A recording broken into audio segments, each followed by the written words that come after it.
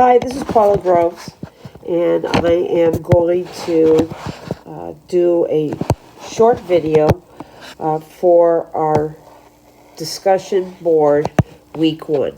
This is a very important concept in statistics, and we want to really make sure that you understand sampling.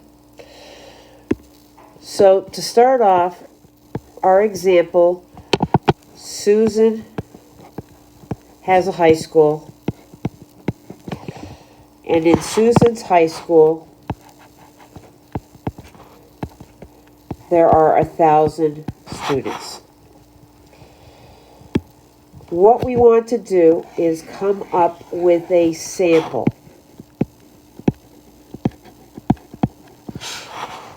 Okay, and help Susan understand what are good and bad samples for her to select students for sending out a survey for movie preferences.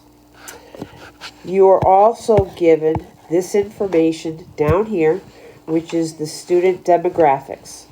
You have the grade level, and you have classes, total number of students, the males and the females. So for grade 9, there are 10 classrooms, 200 students. Of those 200 students, 100 are males and 100 are females. Right? So what we want to do is we want to come up with a sample that is representative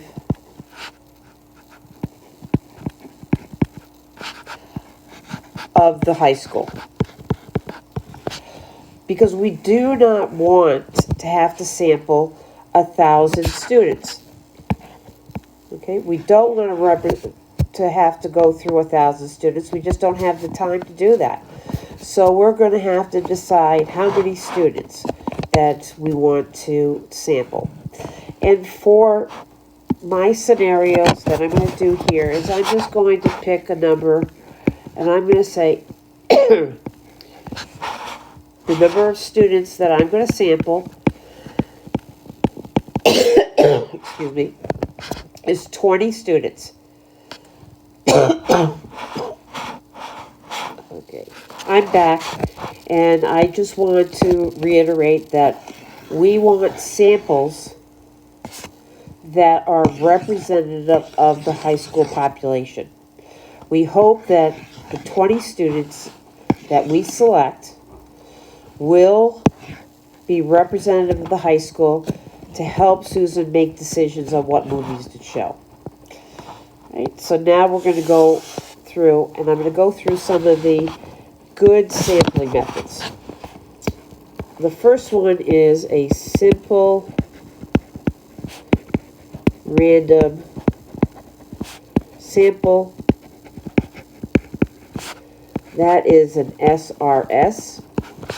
Okay, and what we do here is that we basically want to randomly select 20 students.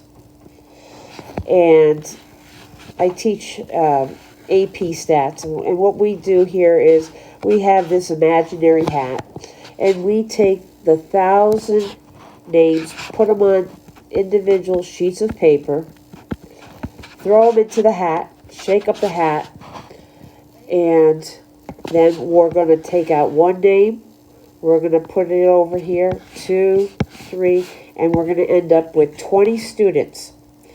And we hope these 20 students are going to represent the high school population. Okay. Now, there's also other techniques by using random number generators, and I'll let you investigate that. So that is one method to sample. A second method is a stratified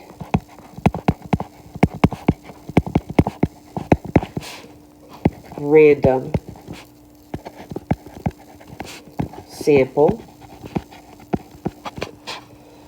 And in a stratified random sample, we want homogeneous groups.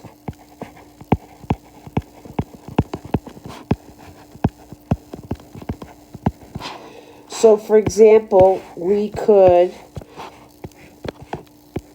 have males and females. We could randomly select from the 1,000 students 10 males and 10 females. Or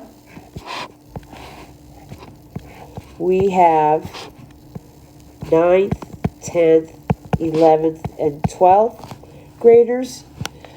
And here you can see that,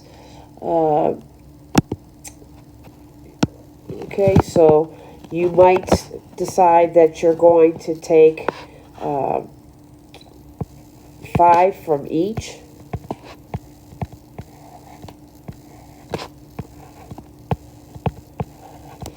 Now I'm going to caution you because, okay, right here we have our students and we have them by grade. And so we do not, you'll notice that there is not 250 in each of these groups. So really we should be doing maybe 4 from the 9th grade and 6 from the 12th grade, okay, so that these numbers right here are representative of the population.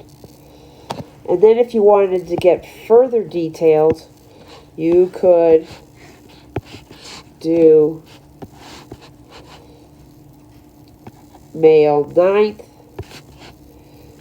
male 10th, male 11th,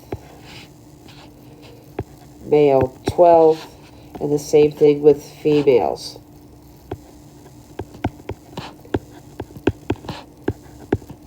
Okay, now what's important here is that you have two homogeneous groups. I'm going to look at all the males, select 10, look at all the females, select 10. Here I have freshmen, sophomores, juniors, and seniors.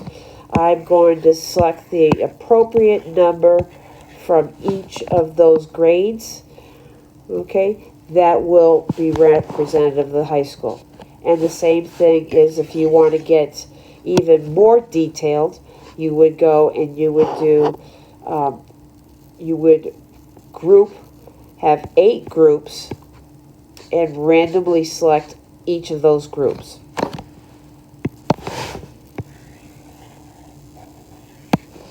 All right. The third is a cluster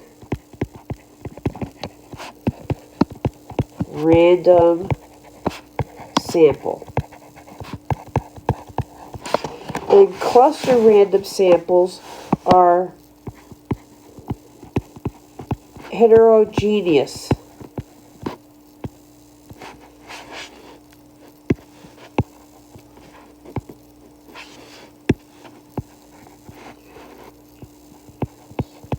Groups. So we have a school, and in the school we have a bunch of classrooms, right? And here there are 50 classrooms. And what we do with a cluster sample is we may decide to choose, well, for my example, if I want to have a sample of 20, and we look here, and classrooms are all having like 10, 12, 13, 15, all right, I am going to then randomly select 2 classrooms. And in these 2 classrooms, I am going to survey every student that is in these 2 classrooms. Okay? Now, I'm going to give you some caution with the cluster sampling in a high school, because our goal here is that we want these 2 classrooms to be representative of the population. And just by the nature of high school and the way classrooms are set up, that these 2 classrooms might not be representative of the high school. But if you were at like a private school, they may be. So you might, if you choose to use the cluster random sample, then you may want to give some caveats or to explain that you think that these classrooms are heterogeneous enough that they're going to be representative of the high school. Now,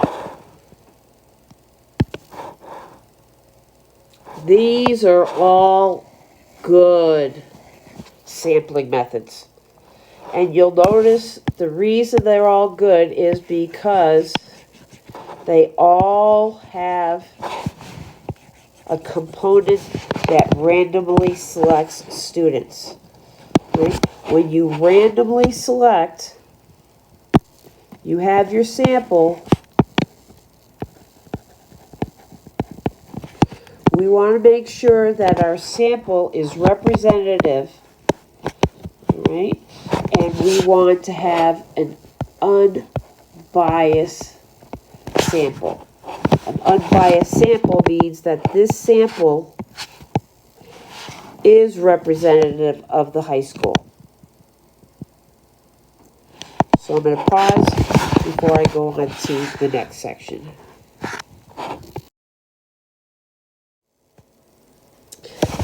And this is the third part of my discussion on sampling methods.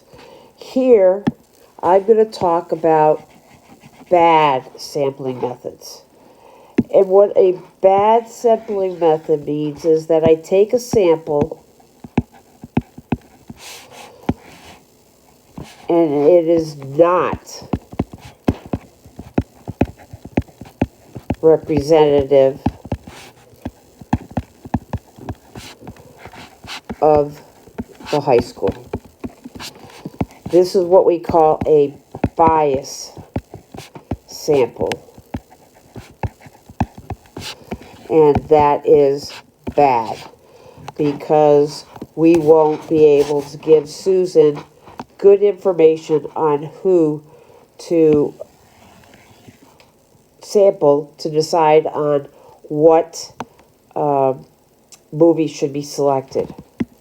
The 2 most common are, 1, a convenience sample, and 2, a voluntary sample. So for a convenience sample, it's just what it says. You're going to maybe stand outside the school in the morning and you are going to select the first 20 students that come in. Now, that is going to create a problem because we all know that the seniors are going to be coming in late. So we're going to get fewer seniors and more underclassmen.